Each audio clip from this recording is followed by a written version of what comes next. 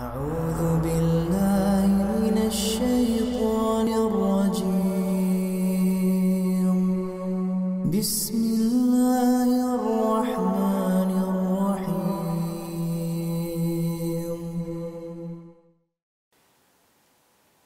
الحمد لله على إحساني والشكر له على توفيقه وامتناني وأشهد أن لا إله إلا الله وحده لا شريك له تعظيما لشأنه وأشهد أن محمدا عبده ورسوله الداعي إلى رضوانه وصلى الله وسلم وبارك عليه وعلى آله وأصحابه وإخوانه أما بعد يا أيها الذين آمنوا اتقوا الله حق تقاته ولا تموتن إلا وأنتم مسلمون فإن أصدق الحديث كتاب الله وخير الهدي هدي نبينا محمد صلى الله عليه وسلم وشر الأمور محدثاتها فإن كل محدثة بدعة وكل بدعة ضلالة وكل ضلالة في النار.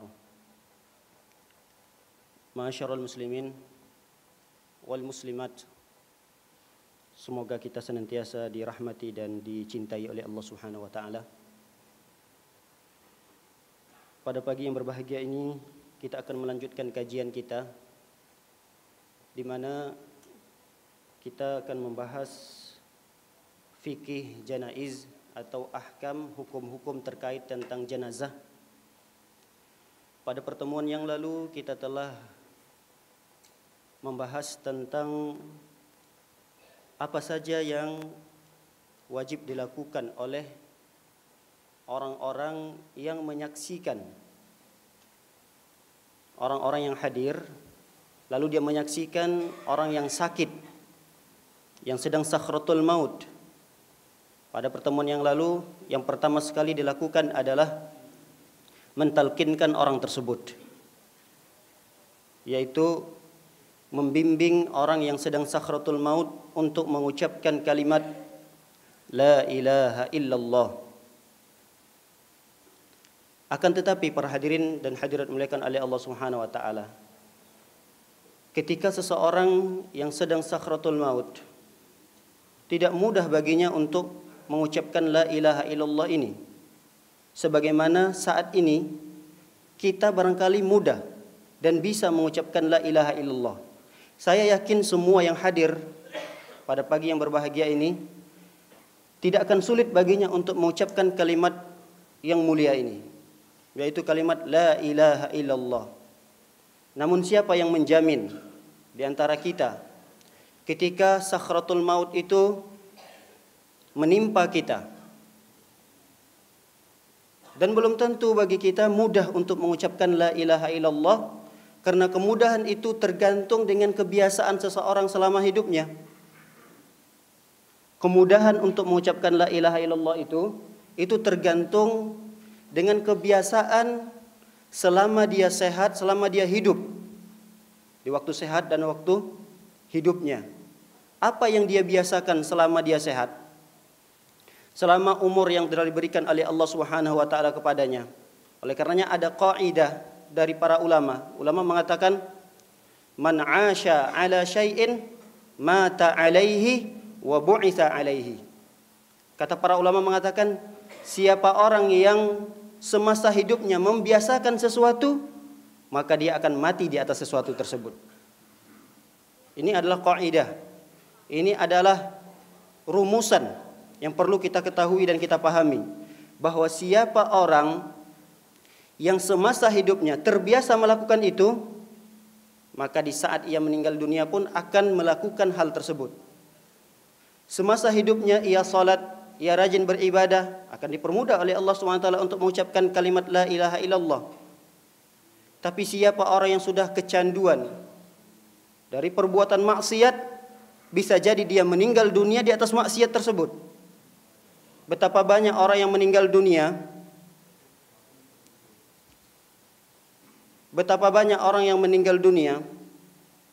karena terbiasa semasa hidup, semasa sehatnya minum khamar, meninggal di atas minum minuman yang dilarang oleh Allah Subhanahu wa taala. Betapa banyak orang-orang yang masa hidupnya dia habiskan waktunya untuk bermain judi, meninggal di atas meja judinya. Jadi kata para ulama, man 'asya 'ala syai'in, siapa orang yang semasa hidupnya membiasakan sesuatu, dia akan meninggal di atas sesuatu tersebut. Dan siapa orang yang meninggal di atas sesuatu tersebut, dia akan dibangkitkan bersama orang-orang, bersama kelompok-kelompok yang semisal dengan itu. Oleh karenanya, kalimat la ilaha illallah di akhir hayat ini adalah merupakan sesuatu yang berat untuk diucapkan. Oleh karenanya, sekelas ulama saja, sekelas orang yang soleh saja diminta oleh Rasulullah SAW untuk ditalkinkan. Apalagi sekelas kita. Kita ini siapa? Orang soleh masih, ya Allah alam, belum bisa kita mentazkiyah, belum bisa kita merekomendasikan diri kita ini soleh banget, tidak. Kita ini siapa? Ulama. Ulama juga jauh. Para ulama, orang-orang salaf terdahulu, dari kalangan sahabat, dari kalangan tabi'in, orang-orang soleh, ketika mereka sedang sakratul maut, mereka saja ditalkinkan oleh orang-orang yang hadir. Oleh karenanya, ketika kita mendapati siapa saja saudara kita, orang tua kita yang sedang sakratul maut, di antara kewajiban kita yang hadir di saat itu adalah mentalkinkannya, yaitu mengajarkannya dengan ucapan la ilaha illallah. Pembahasan ini sudah kita bahas panjang lebar pada pertemuan yang lalu. Kemudian di antara kewajiban yang berikutnya adalah mendoakannya. Ini sudah kita bahas juga. Kemudian mengucapkan kata-kata yang baik. Kita yang hadir di situ tidak boleh kita mengucapkan kata-kata yang buruk di hadapan orang yang sedang sakratul maut. Kita juga sudah mengajarkan tata cara mentalkinkan. Sudah kita bahas juga bahwa tidak boleh menghadapkan orang yang sedang sakratul maut menghadap ke kiblat karena ada keyakinan tertentu. Tidak boleh. Ketika orang sakratul maut, lalu kita hadapkan dia, pindahkan posisinya untuk mengarah kiblat karena ada keyakinan tertentu. Ini juga dilarang. Kecuali ketika dia di saat sakit, kita sebagai keluarga hanya memudahkannya agar nanti ketika masuk waktu sholat, dia mudah untuk mengerjakan sholatnya, tidak perlu dia membolak-balikkan badannya. Ini tidak mengapa. Tapi di saat sakratul mautnya, lalu berinisiatif keluarga, ini sakratul maut nih, supaya mudah meninggalnya, yuk kita arahkan ke arah kiblat. Ini tidak ada contoh dari para ulama, bahkan dari Rasulullah SAW pun tidak mengajarkan hal tersebut.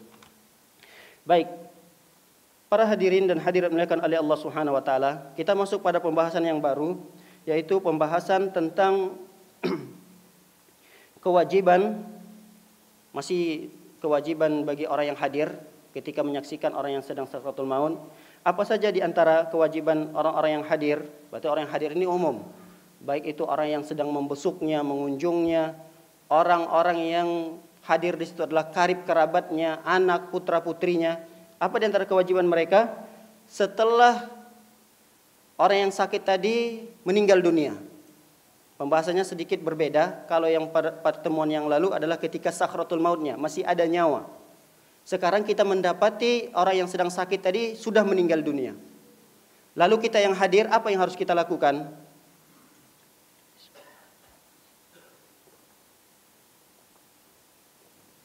Yang pertama yang kita lakukan adalah memejamkan kedua matanya. Karena Rasulullah SAW bersabda, dan ini hadis dari Ummu Salamah. Jadi yang pertama sekali kita lakukan adalah memejamkan kedua matanya seraya berdoa. Memejamkan kedua matanya seraya berdoa. Hal ini dikuatkan oleh hadis Ummu Salamah.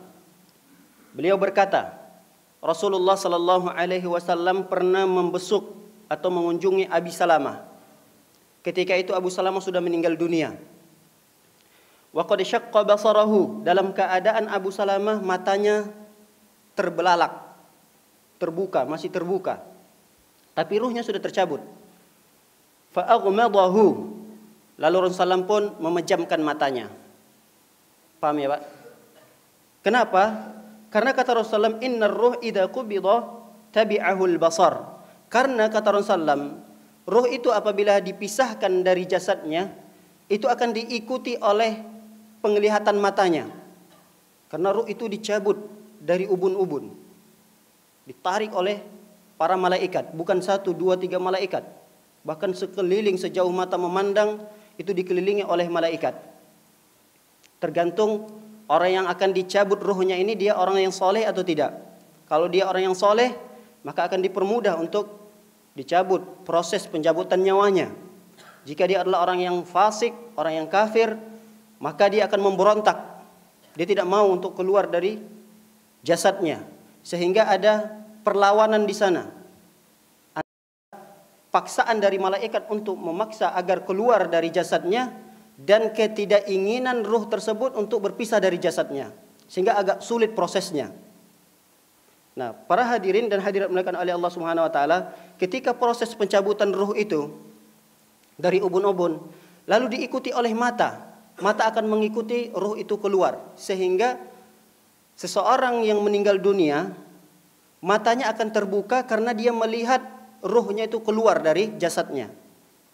Oleh karenanya setiap orang yang meninggal dunia matanya dalam kondisi umumnya dalam kondisi mata orang tersebut dalam keadaan terbuka. Maka yang pertama sekali dilakukan adalah oleh Rasulullah sallallahu alaihi wasallam fa'aghmadahu, dipejamkan oleh Rasulullah sallallahu alaihi wasallam. Lalu kemudian fadajjan nasu min ahlihi, keluarga Abu Salamah pun ribut, histeris, teriak, sedih, ada yang nangis mendengarkan sabda Rasulullah sallallahu alaihi wasallam ini. Ternyata Abu Salamah sudah meninggal dunia. La tad'u, Rasulullah pun berpesan kepada keluarganya, la tad'u ala anfusikum illa bi khair.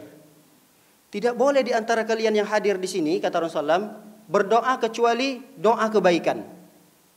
Tidak boleh mendoakan doa keburukan untuk orang yang hadir atau untuk si mayat tersebut. Tidak boleh. Ucapkan ucapan yang baik. Berdoa untuk si mayat ini dengan doa yang baik.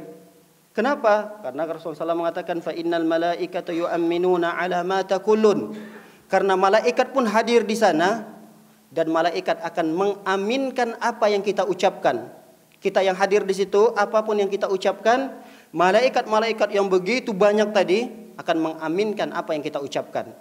Kalau kita berkata-kata yang tidak baik, menunjukkan kata-kata tersebut adalah kata-kata yang menggambarkan kita tidak ridho nih terhadap keputusan Allah.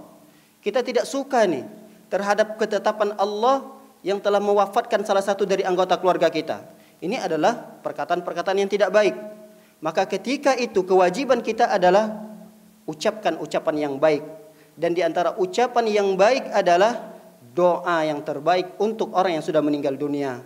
Sebagaimana yang diajarkan oleh Rasulullah sallallahu alaihi wasallam. Lanjutan daripada hadis ini, Rasulullah pun mengajarkan sebuah doa. Kata Rasulullah, Allahumma ighfir li Abi Salamah. Allahumma ighfir li Abi Salamah. Berarti kalau yang meninggal dunia adalah misalnya adalah Muhammad misalnya, Allahumma ighfir li Muhammad. Allahumma ighfir li Muhammad. Jadi hanya sekedar diganti namanya saja. Kata Rasulullah, ucapkanlah ucapan yang baik. Di antara ucapan yang baik adalah doa. Dan doa yang diajarkan oleh Rasulullah SAW dalam potongan hadis ini adalah Allahumma ighfir li Abi Salamah warfa' darajatahu fil mahdiyyin. Kemudian dilanjutkan oleh Rasulullah SAW, wakhlufhu fi aqibihi fil ghabirin waghfir lana walahu ya rabbal alamin wafsah lahu fi qabrihi wa nawwir lahu fihi. Ini doa yang pendek diajarkan oleh Rasulullah SAW. Kira-kira terjemahannya adalah Allahumma firli Abi Salamah. Ya Allah, ampunilah dosa Abu Salamah yang meninggal dunia ini. Ampuni dosanya ya Allah. Kemudian dilanjutkan oleh Rasulullah, warfa' darajatahu fil mahdiyyin. Angkat derajatnya ya Rasulullah supaya berkumpul dengan orang-orang yang mendapatkan hidayah. Berkumpul dengan orang-orang yang mendapatkan petunjuk. Kemudian kata Rasulullah, wakhlufhu fi aqibihi fil ghabirin. Ya Allah, carikan gantinya yang lebih baik di tengah-tengah keluarganya. Artinya Abu Salamah ini agar diberikan ganti, agar keluarga yang ditinggalkan ini bisa menggantikan posisi Abu Salamah ini. Tapi gantinya yang lebih baik lagi daripada Abu Salamah. Itu yang diminta oleh Rasulullah sallallahu alaihi wasallam. Kemudian waghfir lana walahu ya rabbal alamin. Ya Allah, ampuni dosa-dosa kami dan Abu Salamah ini ya rabbal alamin, wahai Rabb yang menguasai alam. Wafsah lahu fi qabrih, luaskan kuburannya nanti ya Allah. Wa nawwir lahu fihi, dan berikan cahaya di dalam kuburnya. Ini doa hendaknya layaknya untuk kita hafal, karena doa ini disunnahkan untuk kita baca ketika kita menyaksikan orang yang sudah proses dan sudah meninggal dunia, yang tadinya sakratul maut, kemudian kita menyaksikan dia sudah meninggal dunia, maka bacakan doa ini. Jika belum hafal doa ini secara bahasa Arabnya yang diajarkan oleh Rasulullah, boleh dengan terjemahan bahasa Indonesianya. Kita katakan, ya Allah ampuni dosanya, ya Allah. Kemudian angkat derajatnya, ya Allah. Berikan gantinya di keluarga lebih baik daripada orang yang meninggal ini, ya Allah. Kemudian kita katakan, ya Allah ampuni dosa kami, dosa orang ini juga, ya Allah. Lapangkan kuburannya, berikan cahaya di dalam kuburnya, ya Allah. Ini adalah doa-doa kalau dengan berbahasa Indonesia. Tapi kalau kita hafal teks bahasa Arabnya, silahkan ini dibacakan ketika kita hadir di sana, karena doa kita itu akan diaminkan oleh ribuan bahkan jutaan malaikat yang tidak terhitung jumlahnya di saat itu. Baik, ini adalah beberapa yang harus kita lakukan oleh orang yang hadir ketika menyaksikan orang yang sedang meninggal dunia. Kemudian yang ketiga yang kita lakukan adalah menutupinya dengan kain hingga seluruh bagian tubuh. Jadi setelah meninggal dunia, lalu kita tutup seluruh tubuhnya dari ujung kaki sampai ujung kepala. Dan ini dicontohkan oleh Aisyah radhiyallahu taala anha. Manakala Rasulullah SAW meninggal dunia, kata Aisyah mengatakan, anna Rasulullah sallallahu alaihi wasallam hina tuwfiya sujjiya bi burdati hibaratin. Kata Aisyah mengatakan, ketika Rasulullah SAW meninggal dunia, beliau ditutup dari ujung kaki sampai ujung kepalanya dari kain yang berbentuk hibarah. Hibarah ini adalah kain sulaman yang terdiri dari benang hitam dan putih. Jadi benangnya hitam, kemudian putih, hitam, putih. Nah, kain itulah yang dijadikan penutup seluruh tubuh Rasulullah SAW setelah meninggal dunia.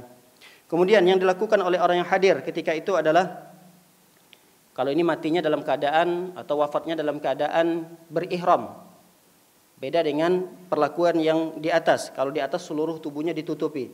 Tapi kalau dia meninggal dunia dalam keadaan muhrim, muhrim itu adalah orang yang sedang mengerjakan ihram, masih dalam memakai pakaian ihram, maka tidak boleh ditutup kepala dan wajahnya.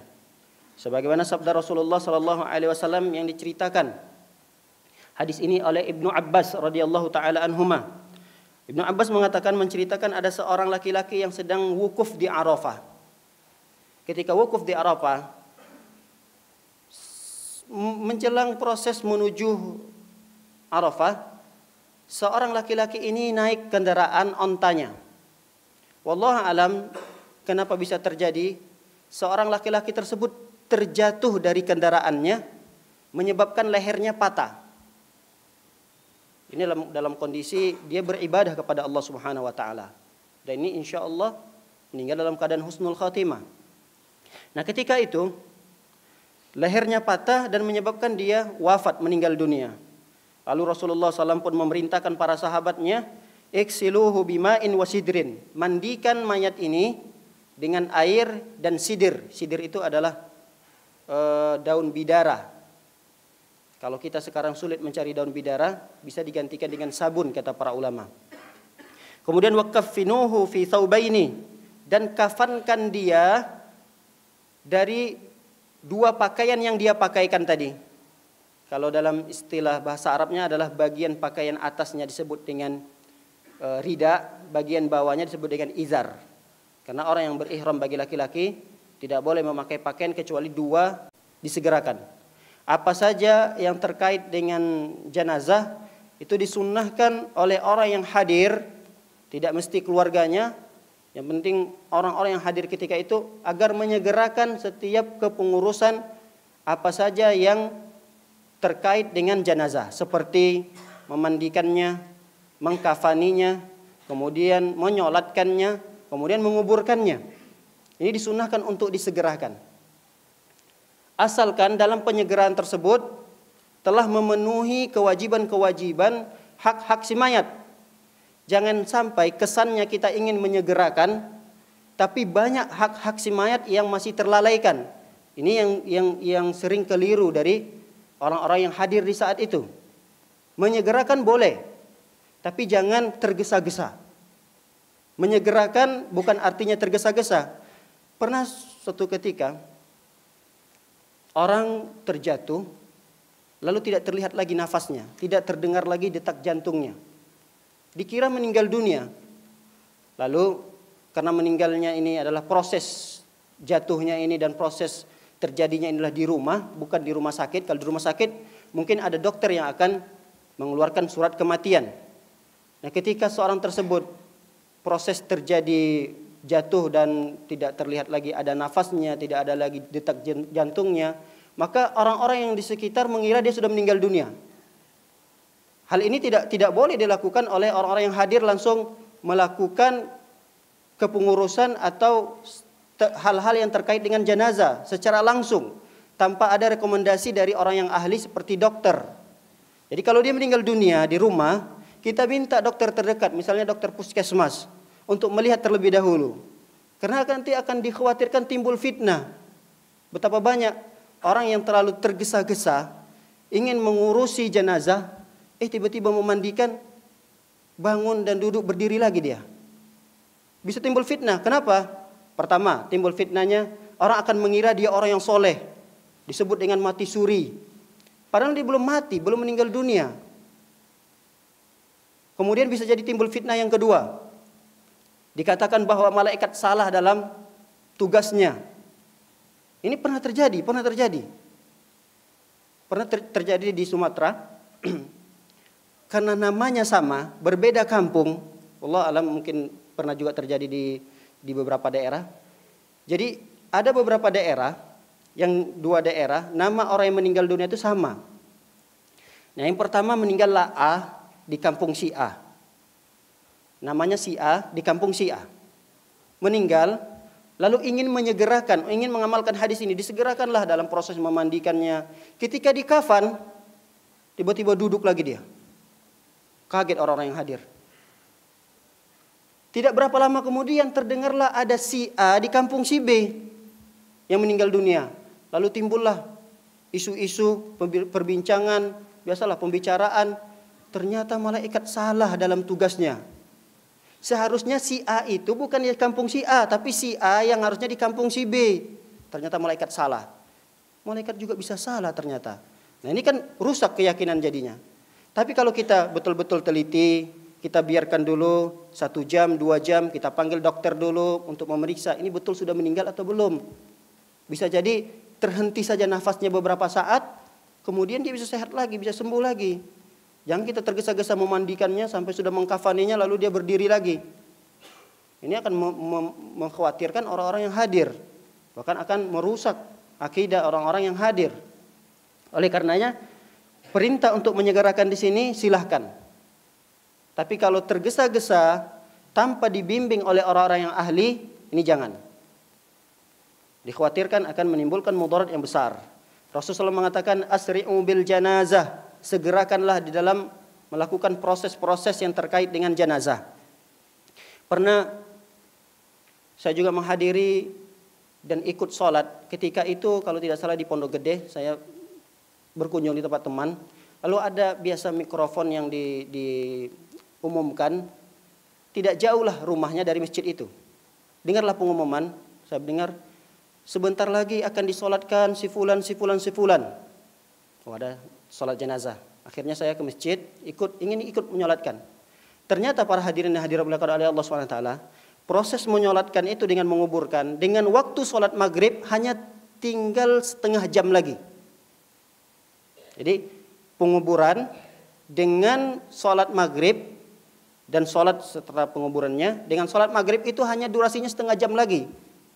Jadi ketika itu diumumkanlah oleh imamnya, setengah jam lagi kita akan sholat maghrib. Bagaimana ini bapak-bapak sekalian? Kita sholatkan, lalu kita kuburkan atau kita tunggu setelah kita sholat maghrib? Lalu keluarga dan para hadirin ketika itu, terserah Pak Ustadz. Ya sudah, kita segerakan ini penguburannya. Tapi nanti yang hadir, yang ikut ke kuburan, jangan sampai tidak sholat maghrib ya. Bagus nasihatnya. Jangan sampai tidak sholat maghrib ya.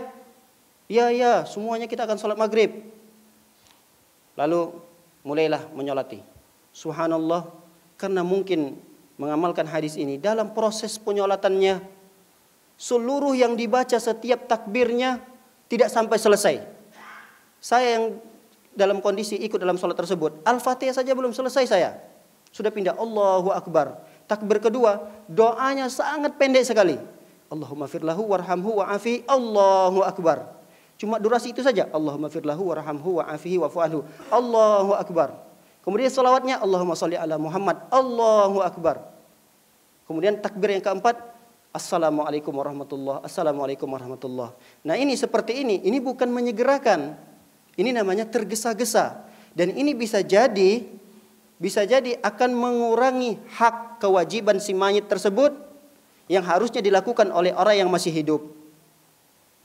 Dan harusnya pada kesempatan inilah si mayit ini mendapatkan doa yang terbaik. Di dalam sholat itulah seharusnya si mayit ini mendapatkan doa-doa kita orang-orang yang soleh. Doa agar diampuni dosanya, dirahmati. Oleh karenanya dalam sholat itu tidak dicontohkan kita harus bersegera dengan bacaan yang cepat.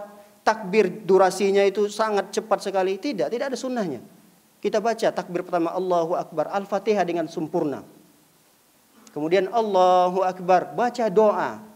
Doa yang baca solawat. Solawat yang terbaik adalah solawat Ibrahimiyah.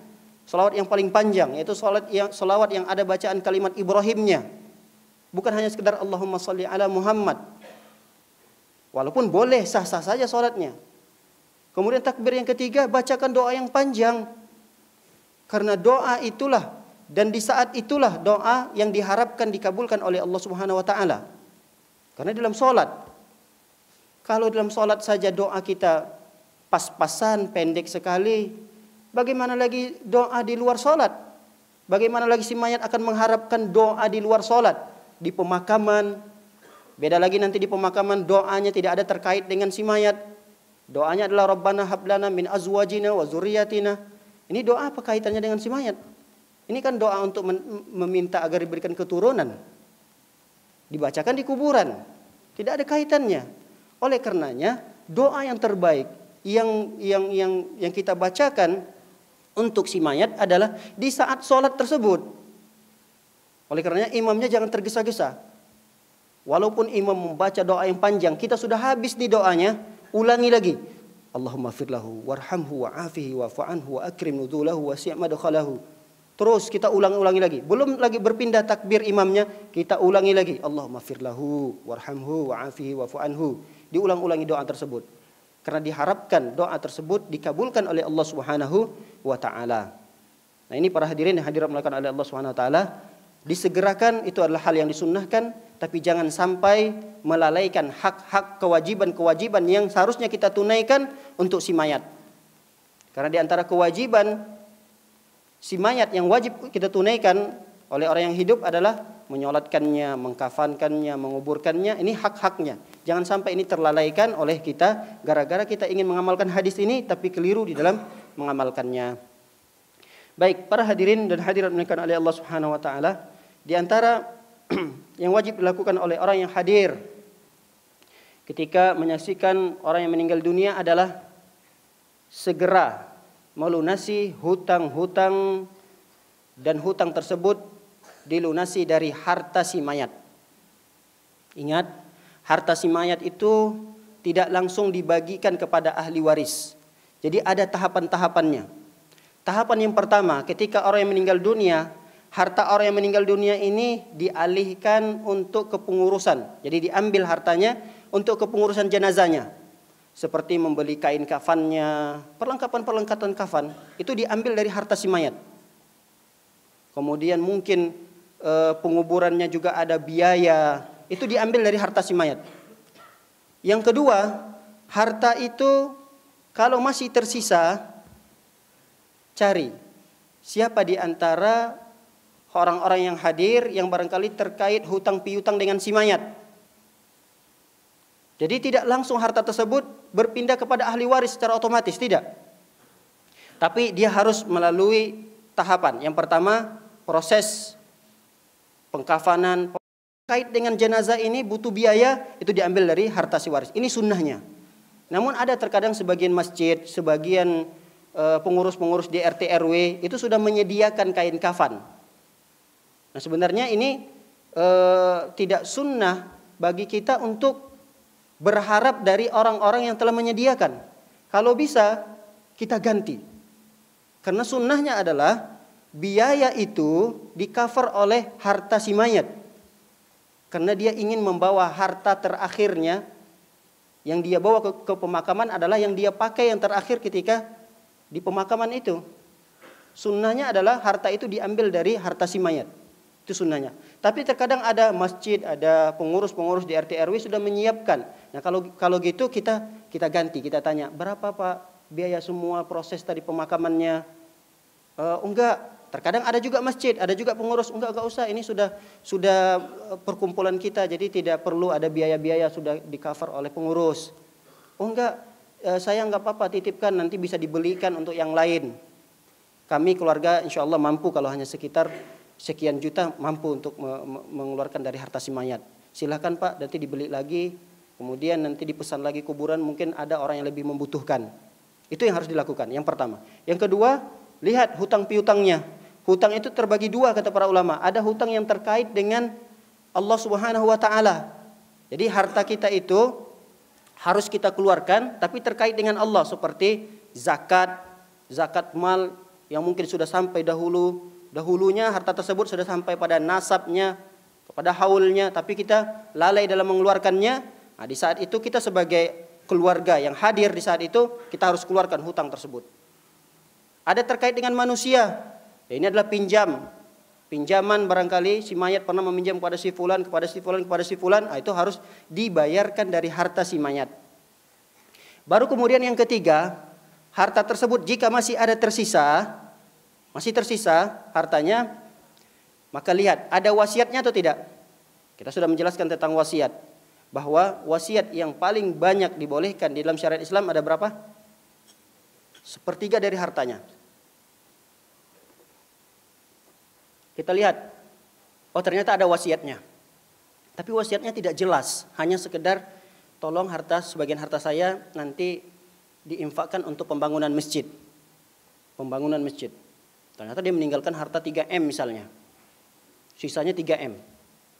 Karena tidak jelas berapa yang harus dikeluarkan, maka maksimal yang harus dikeluarkan adalah 1/3-nya. 1M-nya misalnya. Dan itu bisa bangun masjid besar. Nah itu diambil dari sisa harta tersebut. Barulah kemudian kalau masih ada sisanya dibagi-bagikan kepada ahli waris. Ini tahapannya. Yang pertama adalah proses terkait jenazah itu dikeluarkan dari harta. Kemudian hutang selesai masih ada sisa. Wasiat dilihat dulu. Wasiatnya sudah selesai. Barulah kemudian harta warisannya dibagi-bagi kepada ahli waris. Pertanyaannya, bagaimana jika si mayat yang meninggal dunia ini meninggalkan hutang, ketika hutang itu dibayarkan, hartanya habis, tapi hutangnya belum terlunasi? Apa yang harus dilakukan? Kita yang hadir, tidak hanya keluarga saja, siapa saja yang hadir di saat itu, tahu bahwa asetnya misalnya kalau dijual-jual semuanya lakulah 1M, tapi hutangnya 2M. Berarti berapa kekurangannya? 1M. Nah apa yang harus dilakukan oleh orang yang hadir? Yang pertama, orang yang hadir itu yang pertama sekali yang hadir yang berkewajiban di sini adalah keluarganya. Keluarganya harus mencari tahu kepada siapa si mayat ini berhutang. Lalu dia datang ke sana, yang pertama meminta agar dihalalkan hutang tersebut. Kalau tidak mampu, karena memang tidak mampu lagi untuk membayarkannya. Ahli waris saja tidak mendapatkan warisan. Tidak mampu untuk membayar hutang tersebut.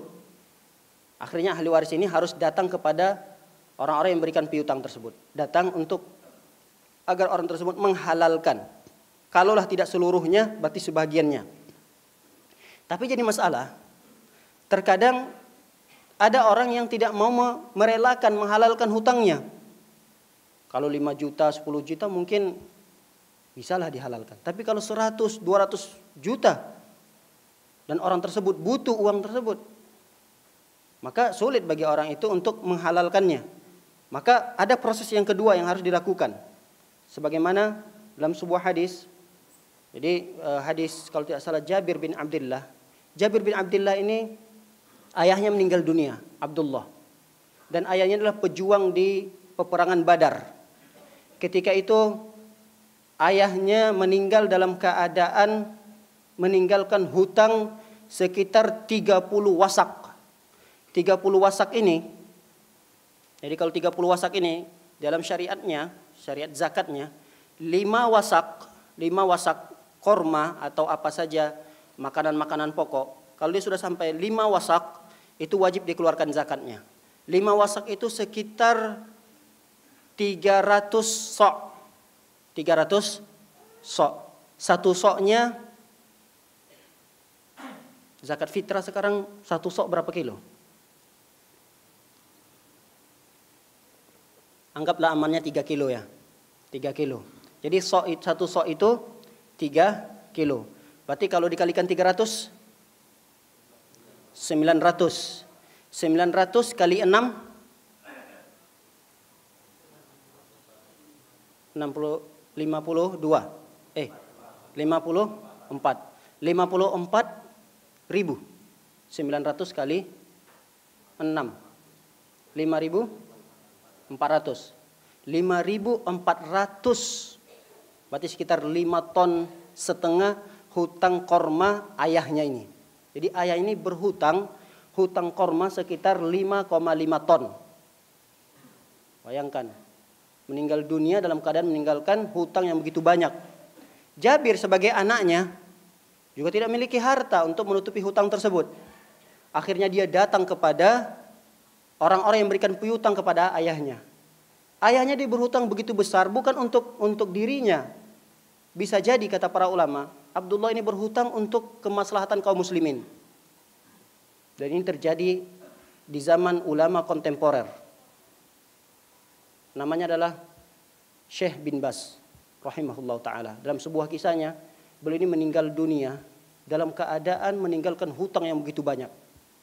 Syekh bin Baz rahimahullah ta'ala meninggal pada tahun 2000-an.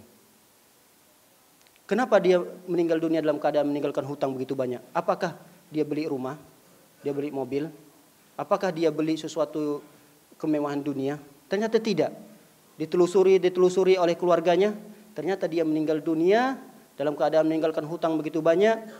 Setiap mahasiswanya yang tamat, termasuk orang Indonesia, tamat dari kuliahan Islam Madinah ketika itu, disuruh pulang ke Indonesia untuk berdakwah dan fokus berdakwah. Nanti untuk mukafa'ah biaya hidupnya saya yang tanggung, kata syekhnya. Setiap bulannya saya akan kirim.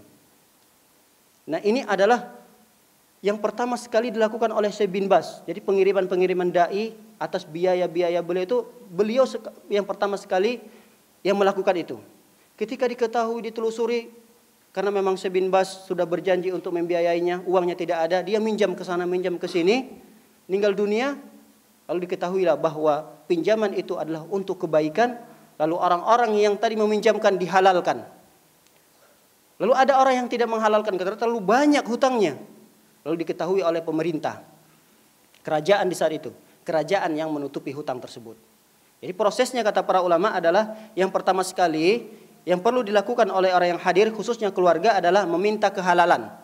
Ketika tidak mampu, hal itu dibebankan kepada keluarganya untuk dibayar.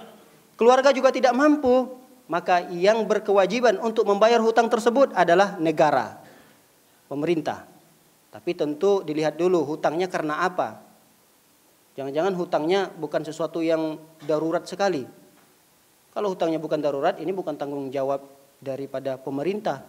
Tapi kalau memang dia berhutang seperti Abdullah tadi, ini tanggung jawab Rasulullah SAW untuk membayarkannya. Bahkan ketika itu dalam sebuah kisahnya sedikit agak panjang. Kisahnya bahwa Jabir ini kesana ke sini adalah yang menghalalkan separuhnya, ada yang menghalalkan keseluruhannya, ada yang tidak sama sekali menghalalkannya. Lalu kemudian Rasulullah SAW mengatakan, wahai Jabir, kamu punya apa di rumah? Ya Rasulullah, saya punya kebun itu menghasilkan buah. Tapi tentu kebun ini kan tidak bisa dijual begitu saja karena dia meninggalkan keluarga juga. Ya sudah, kebunnya sudah tidak perlu dijual, tapi hasilnya ada berapa kilo korma? Ya Rasulullah, sekian bungkus, adalah beberapa bungkus gitu. Lalu kata Rasulullah SAW, bawa ke hadapan saya. Dibawa oleh Jabir tadi di hadapan Rasulullah SAW. Lalu Rasulullah SAW doakan keberkahan terhadap korma tersebut. Setelah didoakan oleh Rasulullah SAW, Rasulullah memerintahkan, panggil orang-orang yang berikan piutang kepada ayahmu. Lalu Jabir pun memanggil si fulan, dipanggil oleh Rasulullah SAW. Setelah dipanggil datang, Rasulullah memerintahkan, hutang si Abdullah kepada berapa kilo, misalnya 100 kilo, silahkan ambil. Diambil korma tersebut. Kemudian si fulan berapa kilo, 200 kilo, diambil korma tersebut. Padahal kata Jabir, korma yang saya miliki itu tidak bakalan cukup untuk membayar hutang yang sekian ton tadi. Cuma berapa bungkus doang.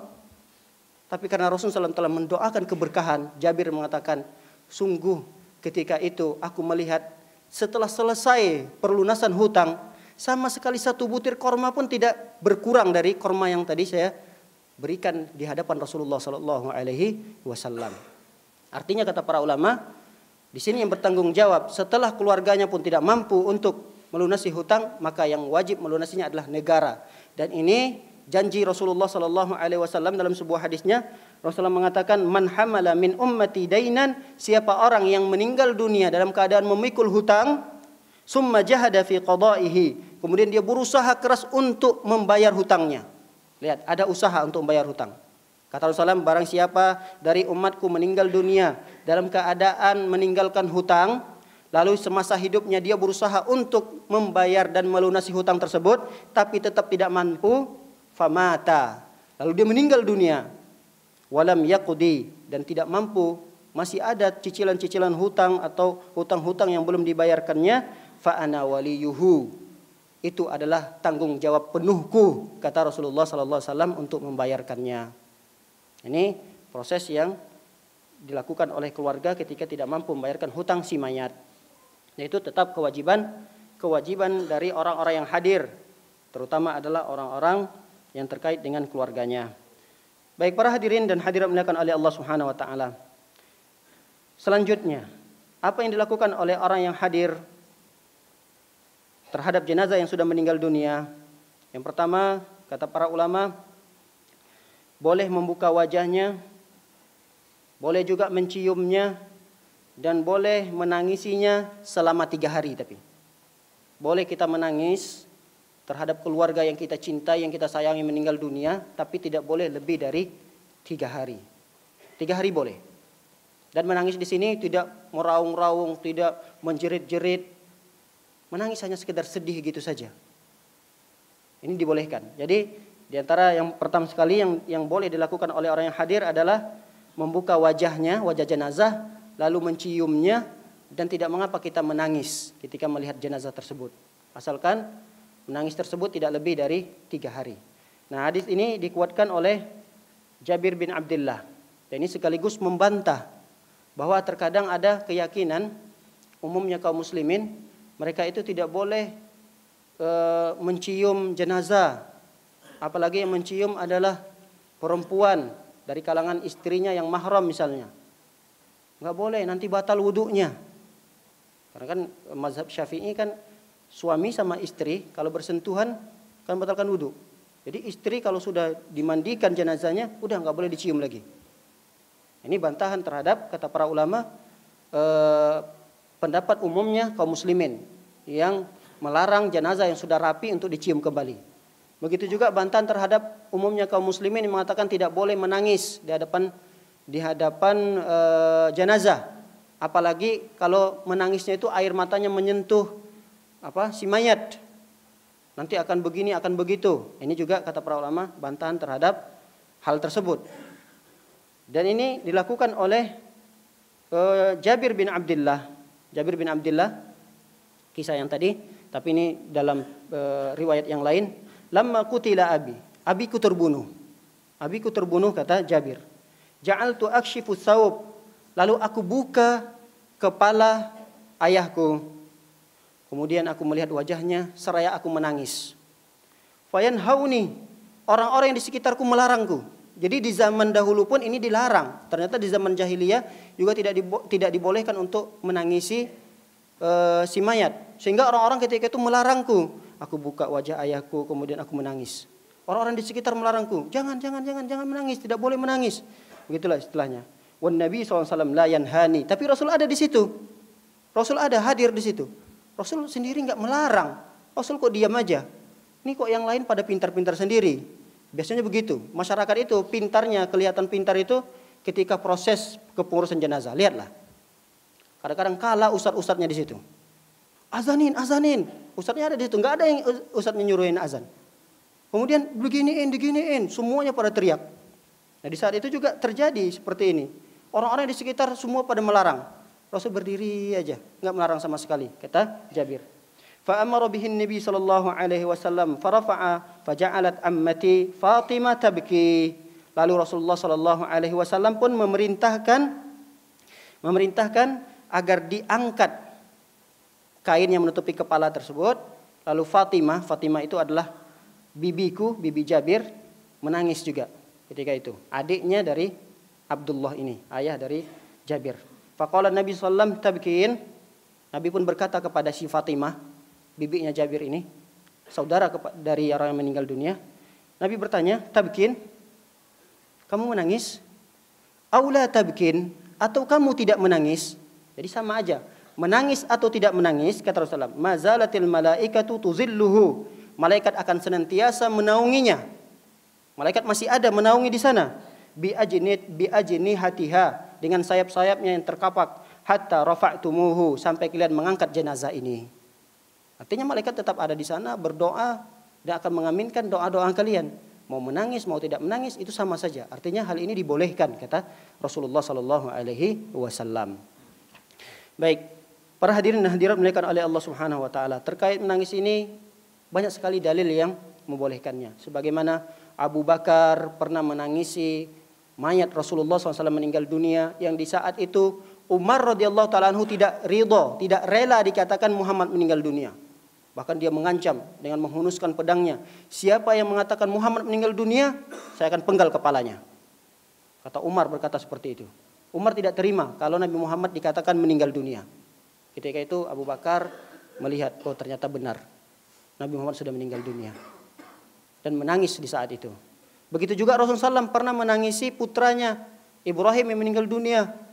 Bahkan ada sahabat, di antara sahabat yang ketika itu bertanya kepada Rasulullah SAW, yaitu Abdurrahman bin Auf. Kata dia mengatakan kepada Rasulullah, ya Rasulullah, engkau menangis ya Rasulullah. Rasulullah pun berkata, ya bin Auf, wahai Abdurrahman bin Auf, innaha rahmah. Ini kasih sayang, tangisan kasih sayang. Bukan tangisan yang berbentuk ratapan, bukan. Ini hanya tangisan kasih sayang. Kata Rasulullah mengatakan, summa atba'aha bi ukhra, innal 'aina tadma'. Kata Rasulullah mengatakan, air mata bisa saja mengalir. Wal qalbu yahzan, hati bisa bersedih. Wala naqulu illa ma yarda rabbuna. Catatan yang perlu kita garis bawahi, di saat kita sedih, hati kita bersedih, air mata kita mengalir. Kata Rasulullah, catatan yang perlu dicatat adalah wala naqulu illa ma yarda rabbuna. Tapi jangan sampai kita berucap sesuatu yang tidak diridhoi oleh Tuhan kita, yaitu Allah Subhanahu wa taala. Terkadang ada orang yang menangis tapi mulutnya berucap sesuatu yang tidak diridhoi oleh Allah Subhanahu wa taala. Ini tangisan akan mendatangkan siksaan kepada si mayat ini. Oleh karenanya dalam sebuah hadis menjelaskan, kata para ulama, innal mayit yu'azzab bibukai ahlihi. Terkadang mayat itu akan bertambah azabnya karena tangisan keluarganya. Jadi tangisan keluarga itu bisa jadi akan menambah azab si mayat. Akan tetapi tangisan yang seperti apa? Tangisan yang diikuti dengan ratapan. Perbuatan-perbuatan yang tidak dibenarkan. Seperti menampar-nampar baju, menarik-narik rambut, menyobek-nyobek kantung, menampar-nampar pipi. Ini adalah tangisan yang berupa ratapan. Dan hal yang ini, kata para ulama, bisa akan menambah siksaan atau menyulitkan, membuat tersiksa si mayat dari yang meninggal tadi. Para hadirin dan hadirat dimuliakan oleh Allah Subhanahu wa taala. Di sini juga dijelaskan bahwa tadi kita sebutkan poin bahwa tidak boleh kita menangisi si mayat lebih dari 3 hari. Dan ini ada hadis yang menjelaskan hal tersebut. Kita bisa lihat hadis yang diriwayatkan oleh Abu Daud dan hadis ini disahihkan oleh Syekh Al-Albani rahimahullah taala. Hadis ini sampai kepada Abdullah bin Ja'far. Abdullah bin Ja'far mengatakan anna Nabi sallallahu alaihi wasallam amhala ala Ja'far. Ja'far ini adalah sepupu Rasulullah SAW. Ja'far bin Abi Thalib. Ketika itu Nabi SAW mengundurkan hari pertama Rasulullah SAW tidak mengunjungi keluarganya. Jadi ketika meninggal Ja'far ini, Rasul hadir di sana, ikut di dalam membantu proses kepengurusan jenazah tersebut. Tapi di hari itu setelah selesai, Rasulullah SAW tidak lagi bertakziah. Hari kedua Rasulullah SAW tidak datang lagi ke rumah keluarga si Ja'far ini. Hari ketiga sengaja Rasulullah SAW tidak datang ke rumah Ja'far ini, yang keluarganya di sana yang tinggalkan. Tidak. Di hari keempat Rasulullah pun datang. Summa atahum. Rasul pun datang ke keluarga Ja'far. Rasulullah mengatakan la tabkun ala akhi ba'dal yaum. Rasulullah berpesan kepada keluarganya di saat itu, mulai hari ini, yaitu hari keempat ini, tidak ada lagi yang boleh menangisi Ja'far. Dan hadis ini menunjukkan kata para ulama bahwa mayat itu tidak boleh ditangisi lebih dari 4 hari. Oleh karenanya jangan sampai kita teman-teman terdekatnya mengingatkan lagi. Jadi cukup 3 hari dia sudah selesailah. Hari keempat jangan lagi diingatkan. Ajak dia ngobrol-ngobrol yang lain. Ajak dia cerita-cerita yang lain yang bisa melupakan musibahnya tersebut. Karena kalau dia teringat lagi musibah itu, dia akan sedih, menangis lagi. Dan ini bisa jadi kalau memang tidak sengaja dan tidak tahu, insya Allah tidak mengapa. Tapi kalau dia sudah tahu, sebagaimana hadis yang telah disebutkan tadi, maka tidak boleh dia menangis di hari keempatnya. Para hadirin dan hadirat dimuliakan oleh Allah Subhanahu wa taala, di antara hal yang wajib dilakukan oleh kerabat sekarang. Kalau tadi umum yang hadir, kalau sekarang khusus kepada kerabat. Yang pertama sekali yang harus dilakukan oleh kerabat yang meninggal dunia, orang yang ditinggalkan dari kerabatnya, yang pertama sekali yang harus dilakukan adalah bersabar dari musibah tersebut. Ini adalah wajib. Bersabar ini adalah wajib. Bukan hanya sekedar anjuran. Oh, dianjurkan untuk bersabar. Bagi orang yang meninggal dunia, keluarga yang ditinggalkan, dianjurkan untuk bersabar. Tidak, bukan dianjurkan, diwajibkan. Diwajibkan. Ketika dia tidak bersabar dari musibah tersebut, dia berdosa. Dia tidak mendapatkan pahala dari musibah itu. Oleh karenanya kata para ulama ada 4 tingkatan.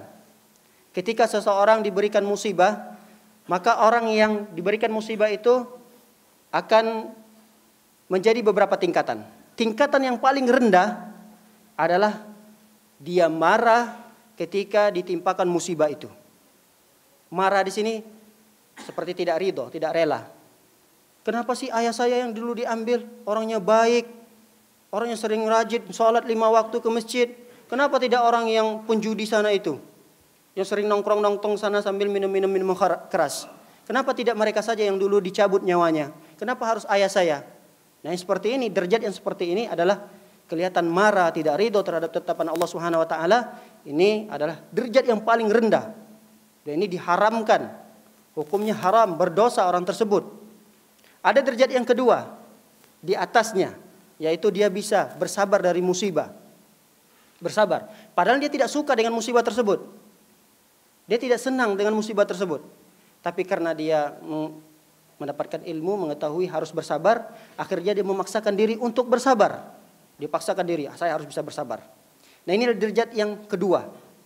Ada derajat yang ketiga kata para ulama, yaitu dia ridha terhadap musibah yang diturunkan, yang diberikan oleh Allah Subhanahu wa taala. Karena dia meyakini bahwa ini adalah ketetapan yang telah ditetapkan oleh Allah. Ya, bagaimana lagi? Ridho atau tidak ridho, pasti ini akan terjadi. Maka lebih baik saya memilih ridho saja. Bahkan ini sudah tercatat di Lauhul Mahfuz 50.000 tahun sebelum diciptakan langit dan bumi.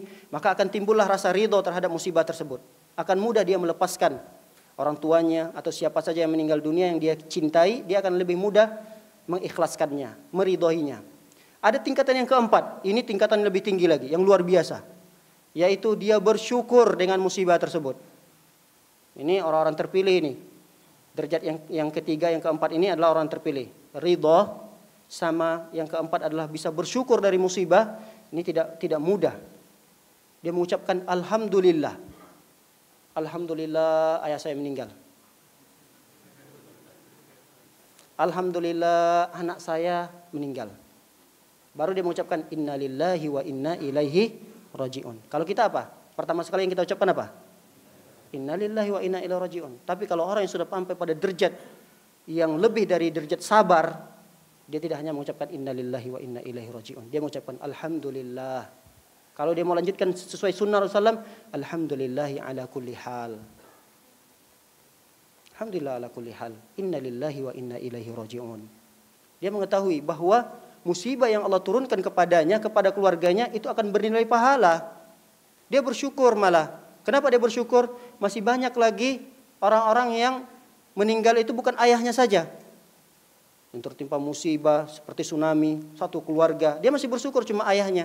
Dia bersyukur cuma satu anaknya yang meninggal dunia. Masih ada beberapa anaknya yang masih hidup. Nah, derajat orang seperti ini luar biasa. Dan mungkin kita untuk sampai pada derajat yang kedua saja, tahapan sabar saja itu harus butuh paksaan, butuh latihan. Tapi kita harus sabar, walaupun pada tahap yang sabar saja ya alhamdulillah. Asalkan jangan sampai pada tahap yang di atas tadi, yang di bawah tadi, yaitu kita tidak ridha, malah marah-marah, menunjukkan sikap tidak rela terhadap takdir yang telah ditetapkan oleh Allah Subhanahu wa taala. Allah taala alam bisawab. Sampai di sini yang dapat kita kaji, mudah-mudahan bermanfaat dan menambah keilmuan kita, bisa kita amalkan tentunya dalam kehidupan kita sehari-hari. Wabillahi taufiq wa hidayah. Sallallahu alaihi Muhammadin wa ala alihi wasallam ajma'in. Subhanakallahumma bihamdika asyhadu an la ilaha illa anta astaghfiruka wa atubu ilaik. Assalamualaikum warahmatullahi wabarakatuh.